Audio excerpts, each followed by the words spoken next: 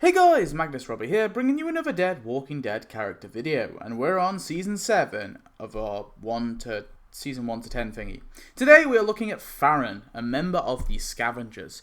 Farron is of course female. She is played by Anja Axton.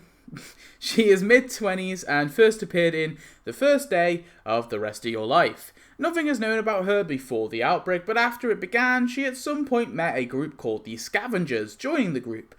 The group was ran by Jadis, and they lived in a trash heap. Farron and the Scavengers were in contact with the CRM and would trade kidnapped survivors in exchange for supplies and even a helicopter. One of these survivors was, of course, Heath. They would also speak like Yoda, just to be quirky I guess. Although on scene, Farron was likely present with Jadis and Rick when they first met and made their deal, and soon the Scavengers then contacted Negan and the Saviors and decided to double-cross Rick and co. Farron was tasked with, of course, dealing with Michonne. In Season 7, Farron arrives with the rest of her group to Alexandria via either a bike or a ride in the garbage truck. She takes position in the watchtower with Michonne, and Michonne hands her a sniper, asking her if she's fired one before. Farron nods and takes it. She asks Michonne if she's worried, and Michonne says she isn't. Michonne tells her she's going to go to the other side of the tower to cover more ground, but Farron offers to go instead. Before heading to her position, she tells Michonne, "We win." Later, when the Scavengers take Alexandria hostage, Farron holds Michonne at gunpoint, repeating her previous line. When the battle begins and Alexandria begins to fight back, for some reason, Farron decides to knock Michonne's weapon out of her hands instead of, shooting her in the head. Michonne is then able to knock Farron's sniper away too. The two women then duke it out and fight.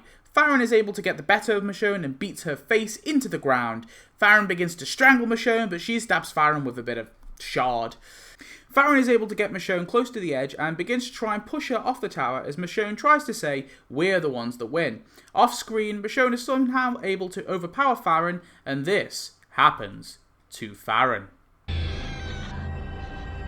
Killed by Michonne and gravity, splatting on the ground. Farron's body is likely just left to feed the zombies or something. Farron was a tricky foe for Michonne. Michonne barely made it out of the fight alive.